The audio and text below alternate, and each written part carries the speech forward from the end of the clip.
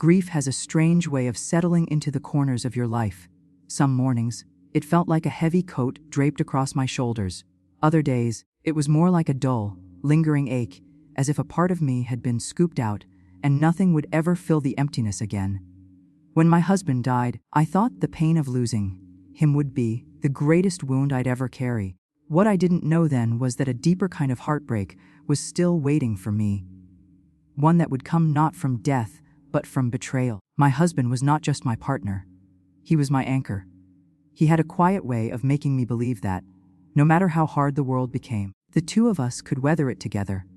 When illness claimed him far too early, I was left with only one reason to keep going: my son. He was my light in the darkness, the reason I pulled myself out of bed every day, even when I wanted to vanish into my grief. I poured everything I had into him. I worked extra shifts, skipped new clothes for myself, and saved every penny for his education. Every decision I made, I weighed against the question, will this make his life better? He was more than my child, he was my legacy. The piece of my husband I still got to hold on to. I never complained about the sacrifices. When other mothers were taking vacations or buying new jewelry, I was clipping coupons and patching up old coats. But every time my son smiled at me, or hugged me after a long day, it felt worth it. I believed, with all my heart, that the bond between us was unbreakable. As he grew, though, I started noticing the distance. It was subtle at first. A phone call left unanswered, a visit that was cut short because he had plans with friends. A day when I asked him to stop by, but he said he was too busy. I told myself it was normal. Children grow up, they find their own lives. I tried not to cling too tightly, but deep down, I missed the boy who used to run into my arms after school.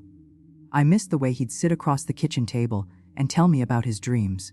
Then, one afternoon, my world shifted again. I was sitting alone in the living room, the house far too quiet, when I heard the news. Not from him, but through whispers from a neighbor who had seen something online. My son had gotten married. At first, I didn't understand. Married? No, it couldn't be. Surely there was a mistake. He would have told me. He had to tell me. I checked my phone, my messages, my emails. Nothing. I called him, my hands trembling so badly I could barely press the buttons. He didn't answer. It was later, scrolling through social media, that the truth hit me in the gut. There he was, in a crisp suit, smiling beside a young woman I had never met. There were flowers, vows, a kiss, and all of it had happened without me, without so much as a phone call. My heart cracked in a way I didn't know it could. I could almost hear my husband's voice whispering, "He's our boy. He'll never abandon you." But there it was, plain as day. I had been shut out of the most important moment of his life. I felt humiliated, discarded. What had I done to deserve being erased from that chapter of his story? Was I so unworthy, so insignificant, that the woman who bore him, who raised him alone, wasn't even worth an invitation? I sat in the silence of my empty house that night, staring at the wedding photos glowing on the screen. My tears blurred the faces, but no amount of crying could wash away the truth. The bond I thought was unshakable had been shattered. And yet, even as my heart ached, a small, stubborn voice inside me whispered, "Don't give up on him yet. Maybe there's an explanation. Maybe he still needs you." I clung to that fragile hope, not knowing that the real insult, the one that would force me to choose between forgiveness and dignity, was still waiting just around the corner. The morning after I discovered the truth, the sun rose just as it always did, warm, golden rays stretching through the curtains. But I felt as though the world had gone dark forever. How could life go on so indifferently when my own heart had been torn apart? I barely slept that night. Every time I closed my eyes, I saw my son standing at the altar, smiling at a woman I had never even met, while I sat alone in my silent house, staring at four walls. I could almost hear the vows, the laughter of guests, the clinking of glasses. Everyone was there, everyone but me. What made the pain worse wasn't just the exclusion, it was the silence. Not a phone call, not a message, not even a casual explanation like, "Mom, I'm eloping." Nothing. It was as though I had been erased from his life, a character cut out of his story. Later that day, I tried to console myself. Maybe he had planned to tell me, but things happened quickly. Maybe it was a small ceremony. Maybe I'd see him soon, and we would talk, and this wound would close. But hope, as I was beginning to learn, can be cruel. That afternoon, I went to the local grocery store. I kept my head down, just wanting to grab a few things and retreat back into my cocoon of loneliness. But whispers have a way of finding you. Did you see the pictures? A woman murmured to her friend in the bread aisle. Such a beautiful wedding. Oh yes. The other replied, but isn't it strange? His mother wasn't there. I wonder what happened. My stomach twisted. I wanted to disappear. By the time I reached the checkout counter, I felt the stares, subtle but sharp. People knew. And worse, they pitied me. That pity cut deeper than knives. When I returned home, I found my phone buzzing with messages. Not from my son, but from relatives and acquaintances. Some were confused. Some were curious. A few were outright cruel, suggesting maybe I had done something to deserve being left out. I couldn't take it. I switched off the phone, sat on my couch, and wept until my body ached. Days passed, and still nothing from him. No apology, no explanation. The silence became a second betrayal, colder and heavier than the first. Then, as though fate enjoyed mocking me, he finally called. "Hi, Mom," he said casually, as if nothing had happened. My throat tightened. I wanted to scream, to ask him how he could betray me like this, but all I managed was a trembling hello. He didn't apologize. He didn't explain. He jumped straight to the point. "Listen, we're planning our honeymoon, and I was wondering if we could stay at your house for a couple of weeks. You know, save money instead of booking a hotel." For a moment, I thought I misheard him. My house. The same house where I sat crying the night he pledged his life to someone else without me there. The same house that had been filled with sacrifices for him. He wanted to celebrate his marriage under the roof of the woman he had so carelessly excluded. My hands trembled so hard I had to grip the phone tighter. 1,000 words pressed against my lips. Anger, hurt, disbelief. But I bit them back. "I'll think about it," I whispered, because at that moment I couldn't trust myself not to explode. After I hung up, I sat frozen. He hadn't just wounded me. He had trampled over my pain, blind to the devastation he caused. He saw me not as a mother, not as a woman with feelings, but as a convenience. That was the moment I knew forgiveness would not come easily. This wasn't just carelessness. This was entitlement, and something inside me, something that had been silent for years, began to stir. The same woman who had lived for others, who had sacrificed without complaint, who had been patient and forgiving and endlessly loving, began to wonder if maybe, just maybe, it was time to stop. Because sometimes, betrayal demands an answer. The days after that phone call felt different. For weeks I had been drowning in sorrow, suffocated by betrayal and shame. But now there was something else. A spark. A fire I hadn't felt in years. At first, I tried to ignore it. I told myself, "You're his mother. Mothers forgive. Mothers endure." That's what I had always done. From the day he was born I had given and given, expecting nothing but love in return. But as I replayed his words in my head, "Can we stay at your house for our honeymoon?" something inside me snapped. The audacity, the entitlement, the sheer blindness to my pain. I sat at the kitchen table, the same table where I had spoon-fed him soup when he was sick, where I had counted coins to pay for his school trips, where I had stayed up late sewing patches onto his clothes. My hands gripped the edge until my knuckles turned white. All those sacrifices, all those years of devotion, and this was what I meant to him. A bed to sleep in, a free vacation spot. My tears dried up that day. In their place grew a strength I didn't recognize at first. It wasn't anger for the sake of anger. It was something cleaner, sharper, dignity. I began to plan. When he called again 2 days later, his tone was cheerful, oblivious. "So, Mom, about the honeymoon. We're thinking next week. It'll be nice to spend some time at your place." I closed my eyes, steadying my voice. "Son," I said softly, "let me ask you something first. Why didn't you invite me to your wedding?" There was a pause, an uncomfortable silence, then a dismissive chuckle. "Oh, Mom, don't take it personally. We wanted it small, simple, no drama. You know how these things are. Anyway, it's done now, so let's not dwell on it." His words hit me like stones. No remorse, no apology, just casual dismissal of the deepest wound he had ever inflicted. I almost laughed. No drama. My entire existence had been reduced to drama. "All right," I said slowly, the beginnings of my revenge taking shape. "If that's how you see it, then I suppose I shouldn't dwell on it." His sigh of relief came too quickly. He thought I had surrendered.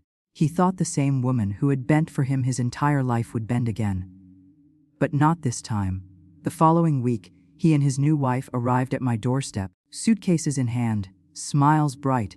They looked at me as if I were nothing more than an innkeeper welcoming them to their stay. "Thanks so much for letting us crash here, Mom," he said, brushing past me into the house. "We'll only be a couple of weeks. You won't even notice us." I smiled, but it wasn't the smile he remembered from his childhood. It was sharper, colder, laced with the bitterness of betrayal. "I'm afraid you won't be staying here," I said calmly. He froze, blinking in confusion. "What do you mean?" "You said no." I cut him off. "I said I'd think about it, and I did. And the answer is no." His wife shifted awkwardly beside him, clearly uncomfortable. My son's face, however, twisted with indignation. "Are you serious right now? We're married. We need a place to stay, and you're just refusing. After everything you've done for me all these years." That was the breaking point. I stood taller than I ever had before. My voice was steady, every word laced with years of swallowed pain. "Yes. After everything I've done for you all these years. After giving up my dreams, my comfort, my time, my money. After raising you alone, after burying your father, and still finding the strength to keep going for you. And when the time came for you to honor me, you erased me, you shamed me, you married without me, you let the world see me as an outcast, and now you come here as though I am nothing more than a hotel." His mouth opened, but no words came. For once, he was speechless.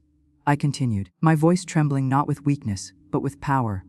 "I am not your convenience. I am not your doormat. I am your mother, and if you cannot give me the respect I deserve, then you will not enjoy the comforts I built with my sweat and sacrifice." Silence filled the room. His wife looked at me with wide eyes, and for a moment, I thought I saw something, respect, sympathy, in her expression. But my son, he only glared. "You'll regret this." He spat, grabbing his suitcase. "No," I said softly, watching him walk out the door. "For the first time, I won't." And as the door closed behind him, I felt a strange, liberating calm. I had lost my son's love, yes, but I had reclaimed something even more precious, myself. The silence after they left was deafening. But for the first time, it didn't crush me. It was different now, lighter, like the quiet after a storm has passed and the air feels cleansed. For so many years, I had let my love for my son become chains around my ankles. I excused his distance, I overlooked his ingratitude, I swallowed my own pain just to keep him close. But in that moment, standing in my empty living room, with the echo of his anger still hanging in the air, I realized something. Love without respect isn't love, it's slavery. I sat down on the couch, my heart still pounding, but a strange smile tugging at my lips. I hadn't lost everything. On the contrary, I had regained something I thought was gone forever. My dignity. My voice. The days that followed were hard. I won't pretend they weren't. My son didn't call. He didn't text. I saw glimpses of his life through social media. Smiling pictures with his new wife, comments from friends congratulating them. Not once did he mention me. Not once did he show regret. It hurt. Of course it did. A mother's heart doesn't stop loving just because it's been broken. Some nights, I lay awake, clutching the pillow where my husband once slept, whispering into the darkness. I tried. I gave him everything. Why wasn't it enough? But slowly, something began to change. Instead of waiting for the phone to ring, I started filling my days with things that made me feel alive. I joined a book club at the library. I started taking morning walks in the park, where the air smelled of wet grass and new beginnings. I even tried a painting class, clumsy at first, but freeing. For the first time in decades, I wasn't living for someone else. I was living for me. Neighbors who once pitied me began to notice the change.